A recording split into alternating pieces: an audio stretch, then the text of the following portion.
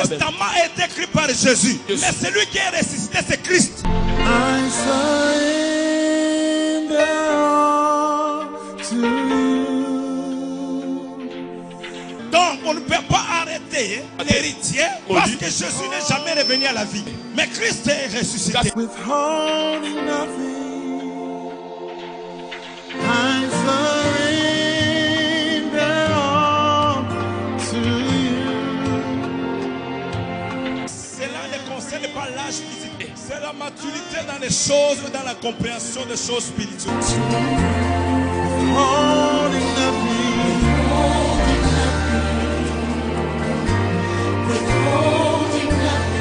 I surrender all. Oh God. Everything I give you. Oh God.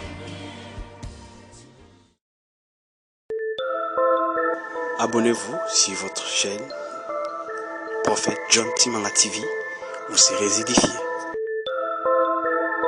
Prophète John Timanga TV, abonnez-vous massivement.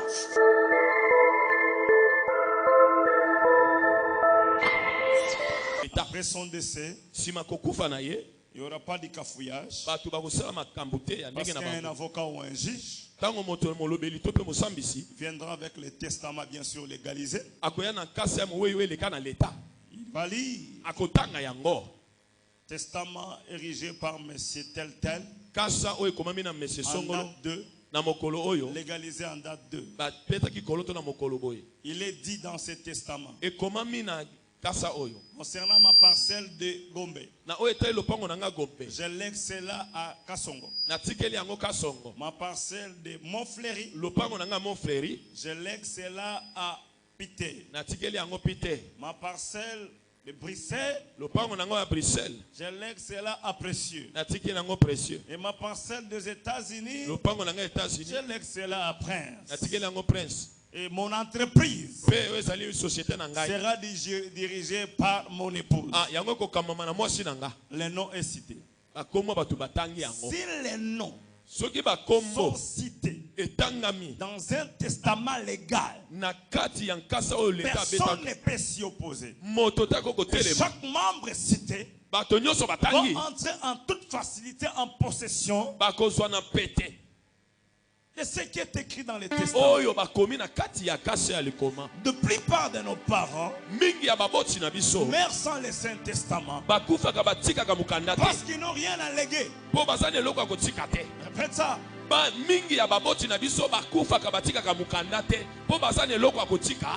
Ton père est locataire. Ta mère est locataire. Qu'est-ce qu'il va léguer? Nous n'avons rien hérité de nos parents. Parce que nos parents n'ont pas eu cette chance d'être bénis. Maintenant, nous avions une seule parcelle. Et nous sommes à 8. Oui, nous pouvons arrêter et nous départager. Mais à cause du testament, ou à cause de l'héritage, beaucoup sont morts. Parce que c'est la tante qui voulait prendre.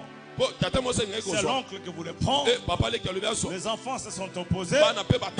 Les tantes disent ce sont les biens de notre frère. Les enfants disent ce sont les biens de notre père. Et la femme dit moi j'ai souffert avec mon mari pour bâtir cette maison. Qui va hériter? Et nous sommes de cette race-là. Des gens qui ont préféré laisser les autres se battre pour l'unique parcelle que notre père avait laissée. Et nous nous sommes bâtis pour être co-héritiers du grand roi. Nous avons compris qu'il y a un héritage en Christ. Et il y a un testament qui a été écrit. Et mon nom figure. Nous sommes dans le livre des Romains. Le chapitre 8. Le verset 17. Et écrivez le deuxième verset. C'est Galates, chapitre 3, verset 29.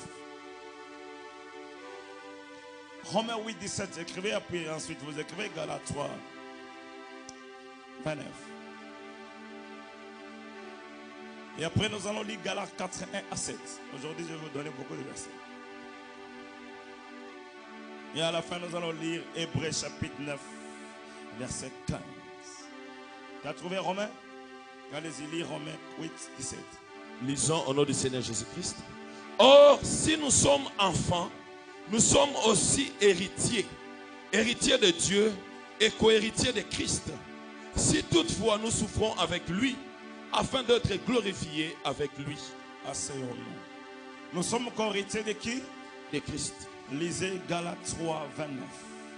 Lisons au nom puissant de Jésus-Christ. Et si vous êtes à Christ, vous êtes donc la postérité d'Abraham, héritier selon la promesse. Héritier selon la promesse. Et tu lis l'avant-dernier verset, Hébreux chapitre 9, verset 15, 16, 17 et 18. Galates 4, on n'a pas lu. Nous sommes co-héritiers de Christ. Nous sommes héritiers de la promesse. Yes. Hébreux chapitre 9. À partir de 15 jusqu'à 18. Et c'est pour cela qu'il est le médiateur d'une nouvelle alliance. Jésus-Christ est le médiateur d'une nouvelle alliance. Afin que la mort étant intervenue pour les rachats des transgressions. Comme il est mort pour nous racheter. La mort étant survenue pour les rachats des transgressions commises sous la première alliance. Allez-y. Ceux qui ont été appelés reçoivent l'héritage éternel. Ceux qui ont été appelés reçoivent l'héritage éternel. Qui leur a été promis. Continue jusqu'à 18. Car là où il y a un testament. Ok. Là où il y a un testament. Il est nécessaire que la mort du testateur soit constatée. Il est nécessaire que celui qui a fait le testament puisse mourir pour que son testament entre en vigueur. Un testament, en effet, n'est valable qu'en cas de décès. Le testament n'est valable que quand le testateur est décédé. Puisqu'il n'a aucune force tant que le testateur Aussi longtemps que celui qui a écrit le testament, donc le testateur n'est pas encore mort, tu ne peux pas hériter de son testament. Même s'il est légalisé. Voilà pourquoi c'est avec du sang que même la première alliance fut inaugurée. Alléluia. Amen. Alors nous allons parler d'un testament Avant de parler de l'héritage. La Bible dit que le testament entre en vigueur, doit être appliqué quand le testataire décède.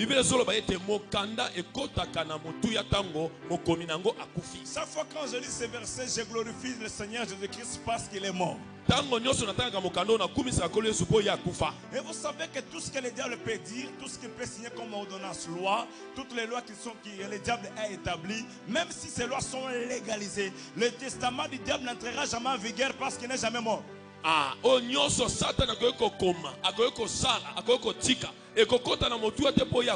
Même s'il a décidé ceci sur Yannick, il a établi des lois, il a fait son testament. Yannick ne restera jamais. Yannick n'aura pas de femme, Yannick n'aura pas d'enfant. Il a fait son testament. Mais comme le diable, Satan n'est jamais décédé, en aucun jour son testament n'entrera en vigueur. Yoka boy bien aimé. Ata Satan asala makambo akoma likolo bien mona yo. Yoko botate, okobala te, okobembuka te kokende liboso te. Ata sali koma wana. Mais kino tango ete ya tikala kokufa te, makambo nyoso ya komeko kokisa mape te. Et voilà pourquoi l'Ancien Testament ne pouvait pas entrer en vigueur parce que le testataire de l'Ancien Testament n'est jamais décédé.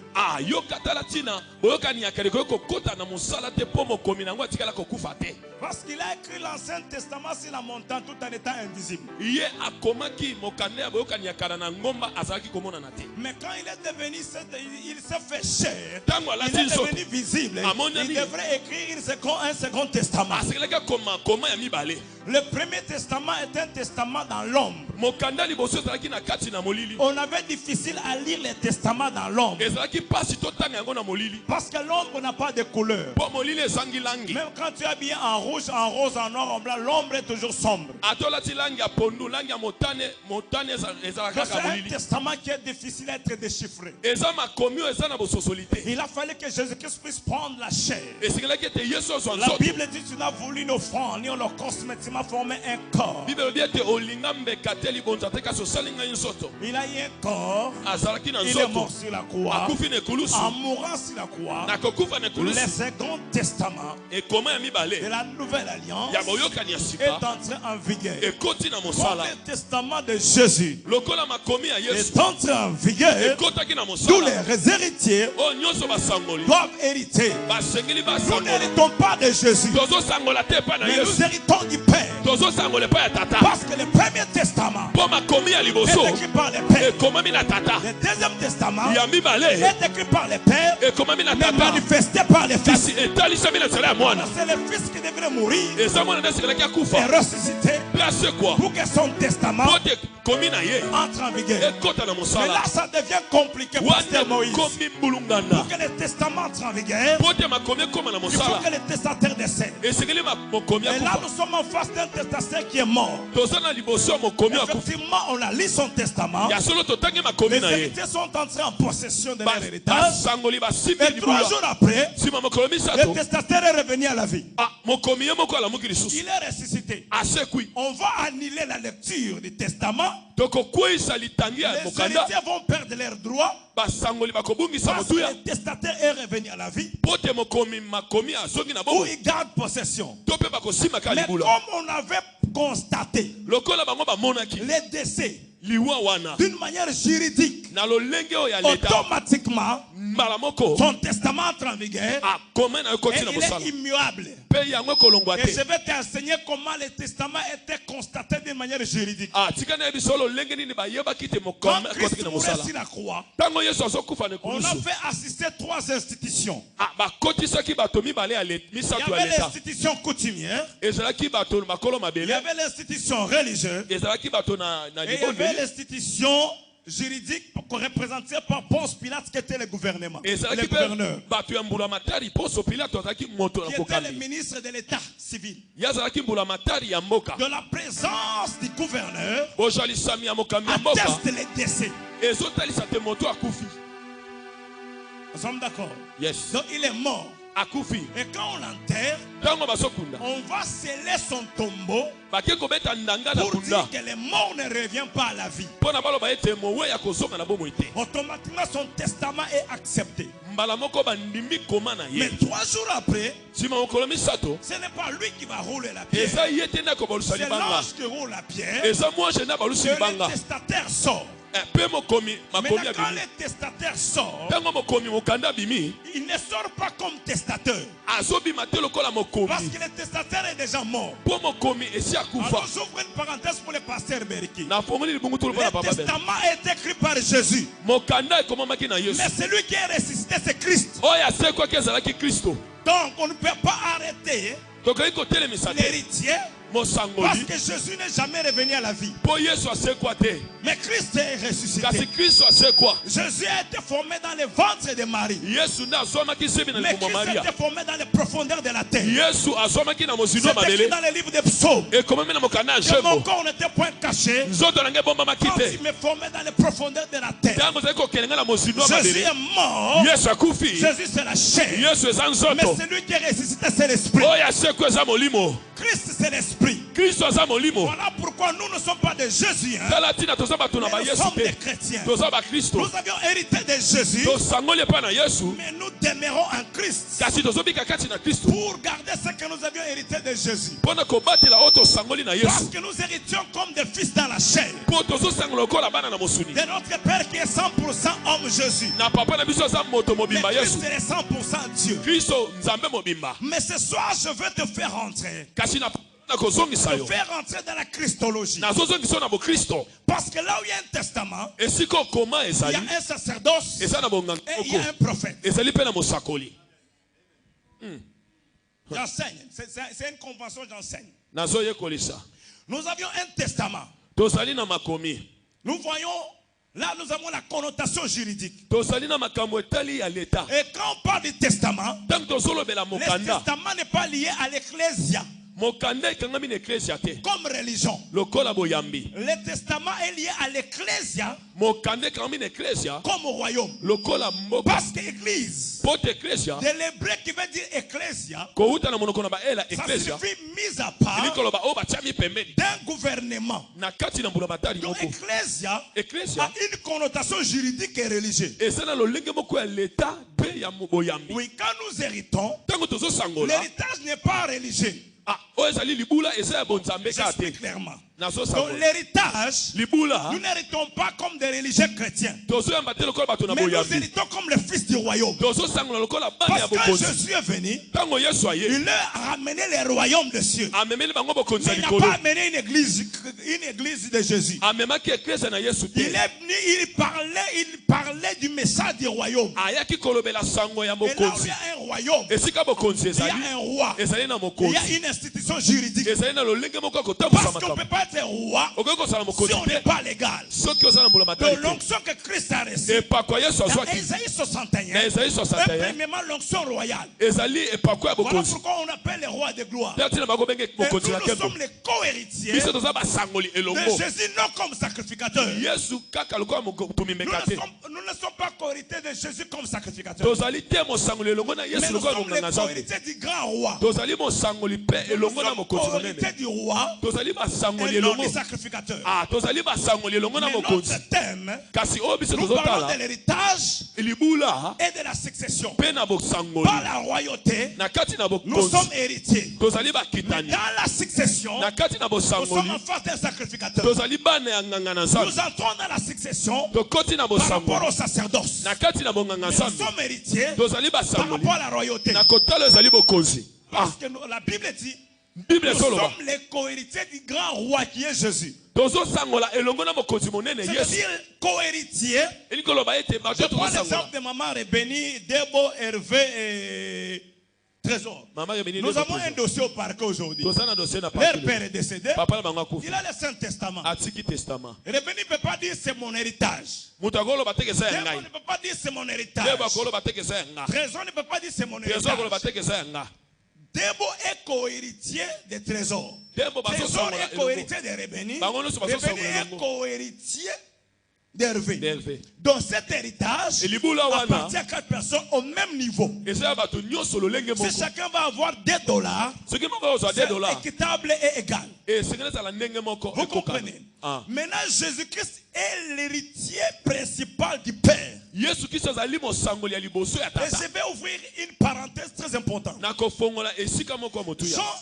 3,16 dit, car Dieu a tant aimé le monde qu'il a donné son fils unique.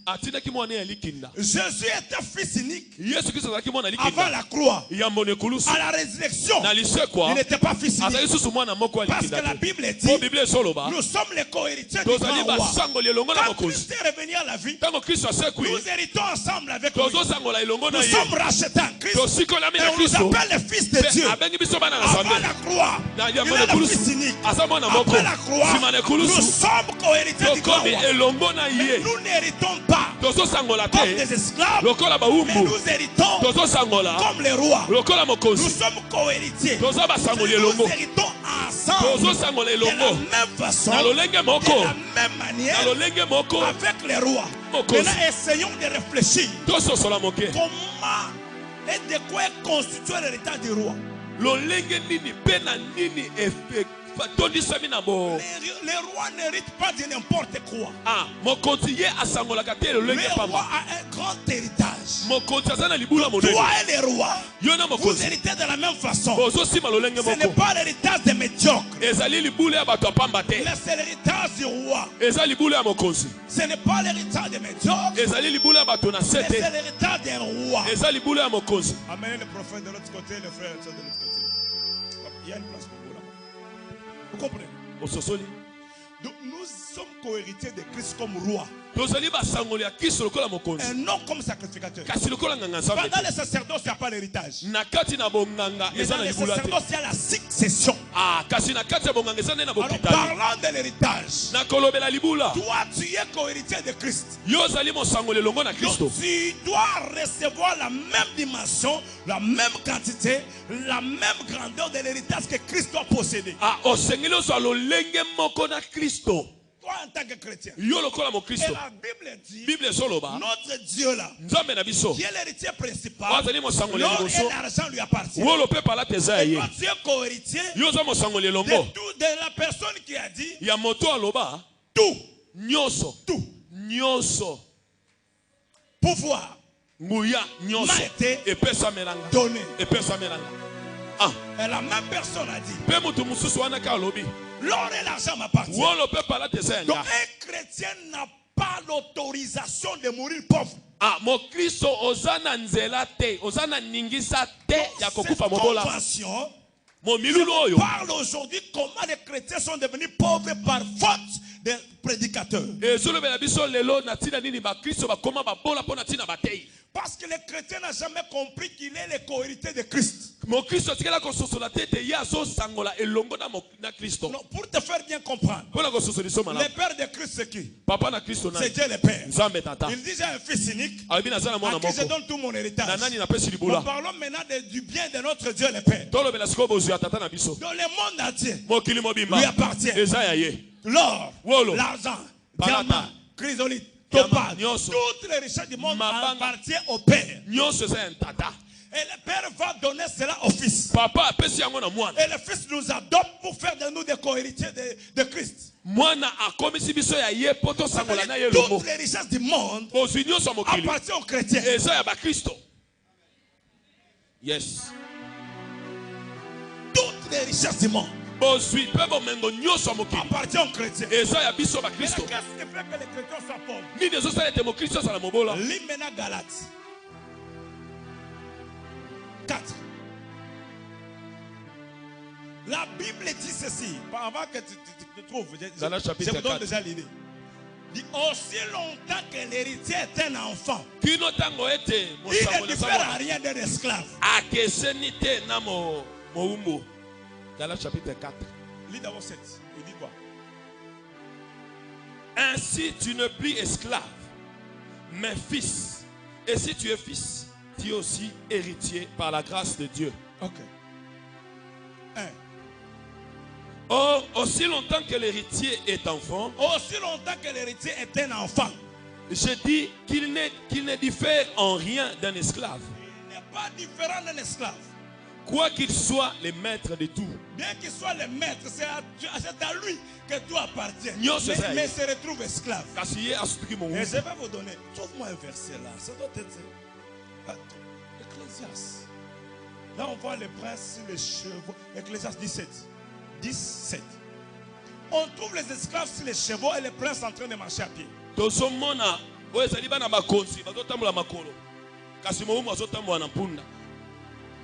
Ecclésiaste chapitre 10, verset 7. Il dit quoi? Je vis des esclaves sur des chevaux. Et des princes marchant sur terre comme des esclaves. Expliquer ça? Un prince qui est censé être sur les chevaux, il commence à marcher à pied. Mais l'esclave qui est censé être à pied en train de suivre le prince, il est sur les chevaux. Mais je rentre dans ce que nous avions lu. Aussi longtemps que l'héritier est un enfant, il ne diffère en rien d'un esclave. Quand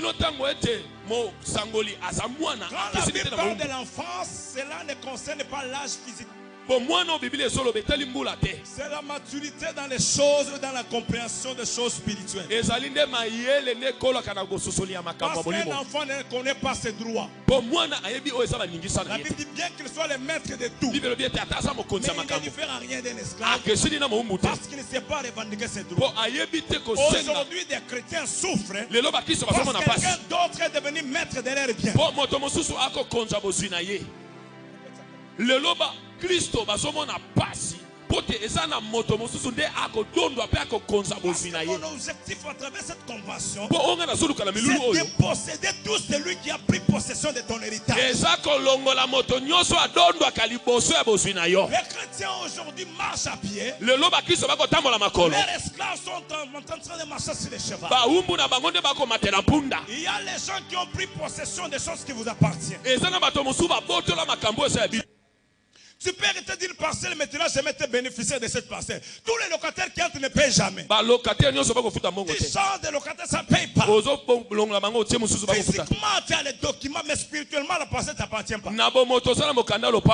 Donc, il y a des chrétiens aujourd'hui qui ne sont pas en possession de leur héritage parce qu'ils sont enfants. Ils sont ignorants. Ils ont le droit. Mais en tant qu'ignorants, ce sont d'autres personnes qui sont en train de bénéficier, de jouir de votre héritage. Mais quand on comprend que nous sommes co-héritiers du grand roi, nous prenons la décision d'aller en justice. Mais oui, pendant cette convention qui a pire une connotation juridique, je vous ai convoqué pour qu'on aille ensemble en justice.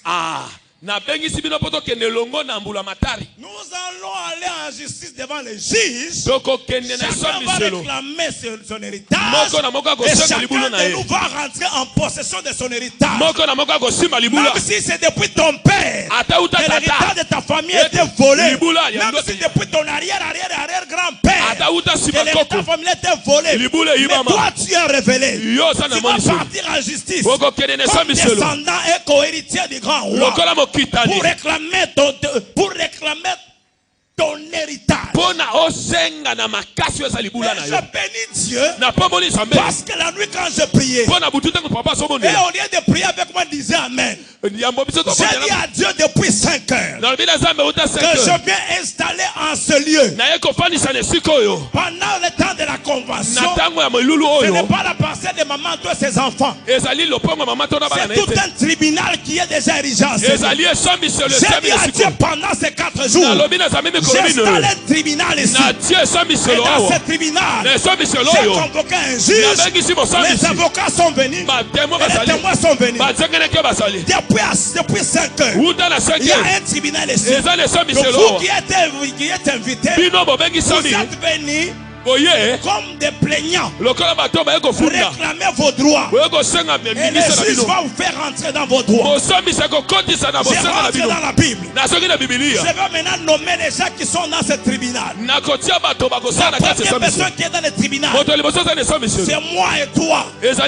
Nous sommes des plaignants. Et au tribunal, nous avons besoin d'un juge qui va trancher. Et la Bible dit, Jésus-Christ est le juge suprême. Il est le juge suprême. Dans ce tribunal-là, c'est Jésus-Christ qui est le juge. Alors comme il est le juge, mais en même temps il est le testataire. Il connaît ce qu'il avait écrit sur toi et sur moi. Est-ce que je parle à quelqu'un ce soir? C'est ça qui est bien. Mais le juge qui va trancher, c'est lui le testataire. Il connaît ce qu'il a écrit sur toi et pour toi. Et le testataire est en même temps le maître de ta destinée. Donc il connaît ta destinée.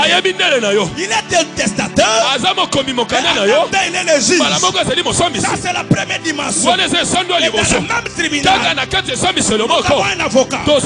La Bible dit que Jésus-Christ est l'avocat par excellence. Donc je suis venu comme plaignant. Et le gouvernement céleste m'a donné un avocat. Et c'est la Bible qui dit qu'il est l'avocat par excellence. Il a même temps mon avocat. Il a même temps mon juge. Il va plaider à ma faveur. Et il va trancher à ma faveur. J'essaie de te dire que le diable veut nous pas. S'il va rentrer dans ta voie, avant la fin de cette convention, tout enfant de Dieu va récupérer son héritage. Assis-toi, je n'ai pas encore fini. Alors, quand quelqu'un vient plaider, Quand quelqu'un vient comme plaignant et son avocat est en train de plaider sa faveur, on lui pose une question. Est-ce qu'il y a-t-il des témoins? Il dit oui. Où est le témoin? La Bible dit Jésus-Christ est le témoin fidèle. Mon Dieu, il est le juge suprême. Il est le juge suprême. Il est l'avocat par excellence. Et la Bible dit Jésus est le témoin fidèle. Que quand je viens, mon témoin est mon avocat. Et il est mon juge. Il est mon testateur. Et il est le maître de ma destinée. Mon Dieu, est-ce que c'est pas la quelqu'un? Je suis en train de t'enseigner le privilège que tu as dans le christianisme. Donc vous avez installé un tribunal ici. Oyakanga mabota na yo, oyakanga libala na yo, oyakanga mbongo na yo.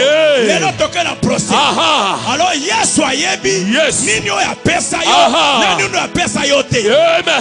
Boya mutu akela yo, ya mutu asali destiné na yo. Ayebi lolenge na akela yo, ayebi destiné na yo. Baby mutu akonti sa musapine na makambo na yo. Baby papa, baby neko beba Qui a pris possession de ton héritage? Nani abotola bozwina yo? Qui a bloqué? Nani akanga yango? De quel droit? Namtina nini? C'est un fraudeur. Azali moto mabe. Il a fait l'usage de faux. Ye aseleli makambo esala makate. Avec des faux documents. Ayena mikane Je continue passer Moïse. Papa nazokoba. Un testament doit être légalisé et scellé. Et la nouvelle alliance, le nouveau testament de Jésus est scellé par son sang. Scellé par le sang. Et en même temps, le sang qui est comme le sceau constitue une alliance. Alors comment toi tu peux ravir à celui qui est dans une alliance? Pourtant l'alliance c'est comme le mariage. Tu prends ce qui m'appartient, tu prends ce qui appartient à Jésus.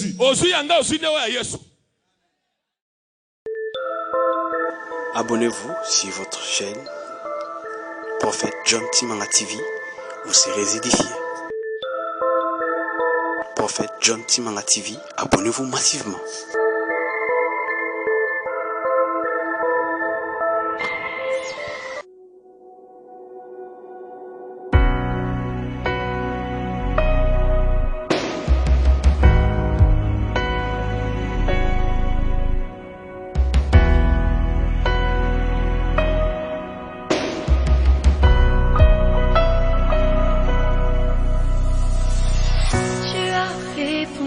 Par l'amour à toutes mes infidélités, tu n'as cessé de m'espérer les jours où moi je te rejetais.